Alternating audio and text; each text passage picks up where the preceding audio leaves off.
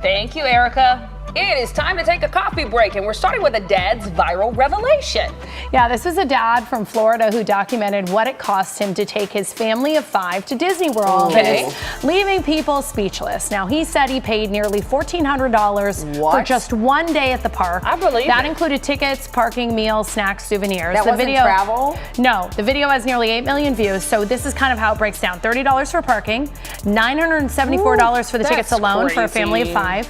He said 2 water bottles and 3 ice creams was $30, a pretzel for the kids, and a beer for him, which you need after going to Disney World or Disneyland, $19. Now, I saw this, wasn't surprised at all, because when I took my family of 5 to Disneyland a year and a half ago, it was about $200 per ticket for one day. That's so crazy. times 5, that was $1,000. Now, see, I'd be okay with that if you got the pretzel and the beer and the ice cream. Yeah, if and once things you got Or it if you could get on the ride with less than an hour and a half That's wait. fair, too. So we, on top of that, bought those genie passes because on I was like, I don't faster. want to go on just one ride. I don't Right. plan on coming back for a long time.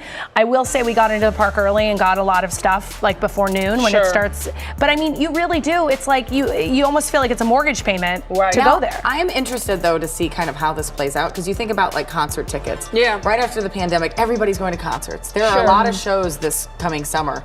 A lot of them are not sold out, and you've got big names. People having problems, people reselling their Beyonce tickets. Yeah, Beyonce, you've got Lady Gaga coming up, Post Malone, and they're saying, oh, it looks like sales are down. I'm just wondering, maybe we had this big post-pandemic swing of people going, oh, I got to get my kids to Disney World or Disneyland, and now we'll start seeing it. I don't know. I don't think it's ever going to change. I feel like Disney is one of those places where they keep raising the prices, and it's still so freaking I still crowded. have never been to Disney World for that reason.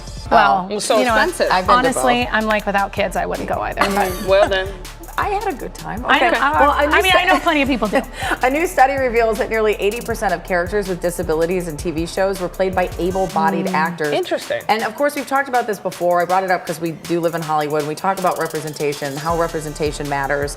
But to see that number, I was shocked to see 80%. Yeah, that's a lot. Yeah. Not 50, not 30, you know, but that to me, I could kind of understand. Maybe there's specific roles, you can't find the very specific person, but 80%. And there are wonder why. agencies, because I actually know a woman, she runs an agency, her son has Down syndrome, and she started an agency just for actors with disabilities or varying different, skills and that sort of thing. And she is out there. So you have these agencies, I'm sure she's not the only one. Well, Sometimes let's do better. pointing out the problem hopefully let's starts do in the right better. And direction. holding people accountable. Let's get a juicy one, because I want to know what you guys think. A woman wants to end what she's calling an exhausting friendship after seeing her friend make passive-aggressive posts that she thinks are about her.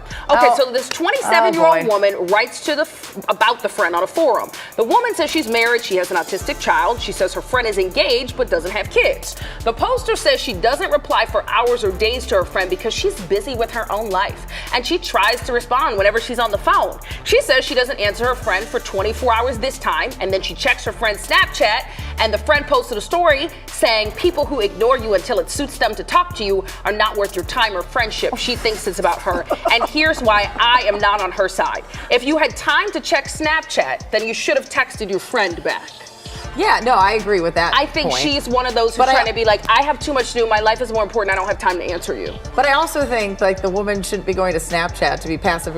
Like clearly this is an issue that the two of them should talk about. To just talk about I don't believe in airing any of your grievances on social media. I've never posted about a fight I've had with a friend or a husband even like or a coworker tweet where it's coded. I don't post any of it. But I try to post like these inspirational things, or like I've been through trouble in relationships and stuff, things that help me, right? As a stepmom, things that I think could be supportive to other stepmoms. Yeah. And I'll get caught. My aunt will be like, "Are you and Doug okay?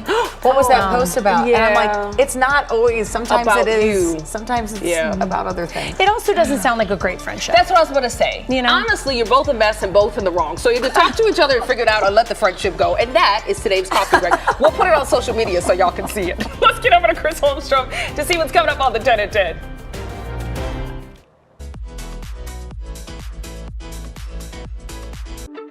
Now you can get your Kcal news, weather, and live stream all in one place on the CBS News app. Download it free today.